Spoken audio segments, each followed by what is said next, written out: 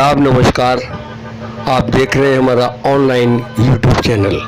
आज की न्यूज़ में हम आपको दिखाने जा रहे हैं हिंदुस्तान की बेटी इकरा हसन, यूपी सहारनपुर की सांसद, समाजवादी पार्टी से। जी हाँ, जिनकी चर्चा पूरे देश में हो रही है।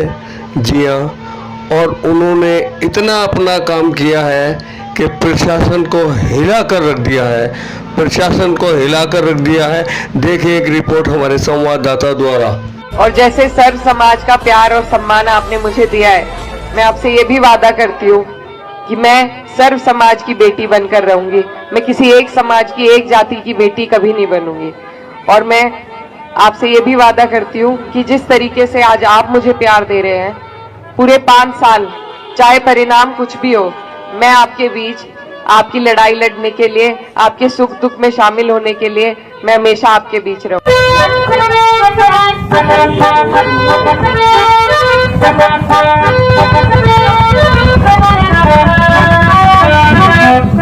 मैं किसी चीज से नहीं घबराई। पुलिस प्रशासन, हर तरह की जांच, मेरे भाई पर, मेरी मां पर मुकदमे, लेकिन सिर्फ मेरी तालीम थी जिसने मुझे ताकत दी, हिम्मत दी।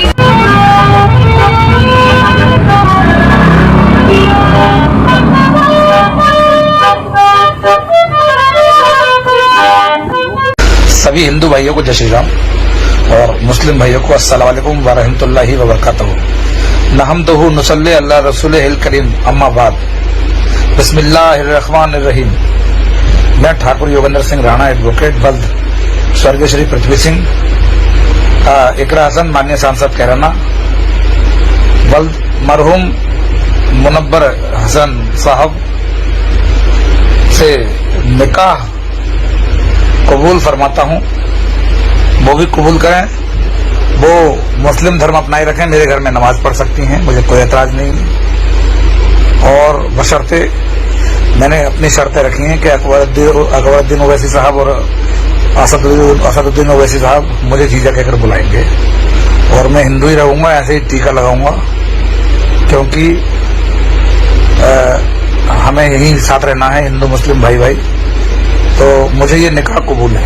सुनिए, योगेंद्र राणा की बहन से मैं शादी करने के लिए तैयार हूँ। बोलो कब रिश्ता भेजूं? ऑनलाइन मैं बोल रहा हूँ, जितने भी लोग देख रहे हैं, मेरा ये रिश्ता उन तक पहुंचवाइए। राज त्रिपाठी कह रहा है कि मैं भेज रहा हूँ रिश्ता, क्योंकि मैं तरफा मोहब्बत करता हूँ। बताओ, मेरे मोहब्बत को स्वीकार करोगे तुम लोग? इकरा हसन जी को लेके जो यूपी से सांसद है, देखिए बेटियां आपकी हों, हमारी हों, धर्म, संप्रदाय, समुदाय, किसी की भी हो, बेटियां बेटियां होती है।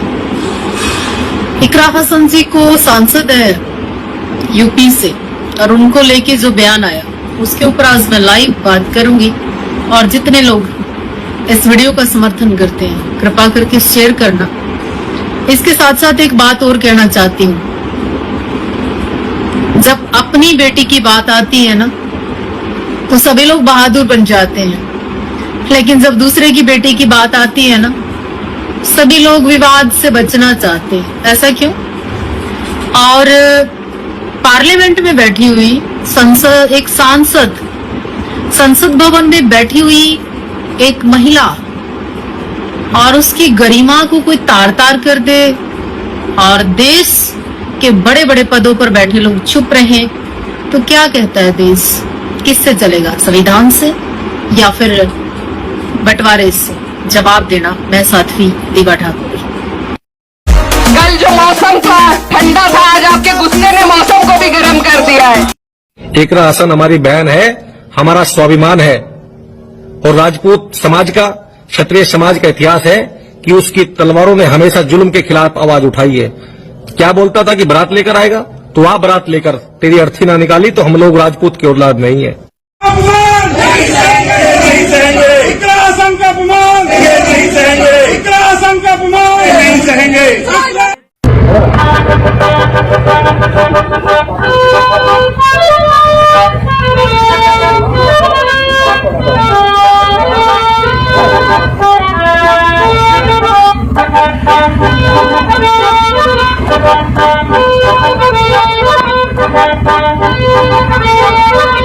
Thank you.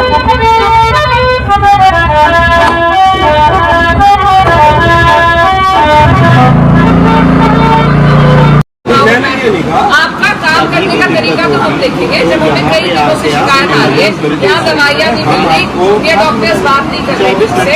ये सरकारी अस्पताल है, ये सरकारी तरीके से चलेगा, ये कॉर्पोरेट नहीं है। फिर वो लोग दूसरी जगह पर जाएंगे। आपको जूनियर डॉक्टर्स को समझाना पड़ेगा कि ये पेशेंट सेटिस्फैक्शन देना भी इनकी जिम्मेदारी है। अगर यहाँ पर गरीब लोग आते हैं तो वो बिल्कुल गए गुजरे नहीं है कि उन्हें चलो चलो निकलो निकलो, ऐसा बिल्कुल नहीं होगा। हम किसे कह रहे चलो ये इसी तरीके से यहाँ पे व्यवहार होता है। जिस तरीके की राजनीति पर भाजपा पलट कर आ रही है, अभी कोल्हापुर में जिस तरीके से अत्याचार किया जा रहा है, परेशान किया जा रहा है एक कम्युनिटी को। मैं जहां से आती हूं वहां पर मुजफ्फरनगर में हमारे लोगों को जो सब्जी और फल बेचते हैं उन्हें तख्तियां लगाकर अपना परिचय देने को कहा है। तो अगर इसी तरीके की फिरका परस्त और भेदभाव फैलाने वाली राजनीति हमारे देश में पनपती रही तो ये आपके और हमारे आने वाले मुस्तकबिल के लिए बहुत बड़े दुख की बात होगी। आज जितनी मेहनत हम अपने रोजगार पर करते हैं उतनी ही मेहनत हमें अपने सियासी एतबार पर भी करनी होगी, क्योंकि हमारा वजूद हमारे मुल्क में, हमारे देश में हम तभी बना सकते हैं जब हमारी सियासी पहचान होगी, सियासी एतबार होगा। तो आप लोग अपनी ताकत को समझिए।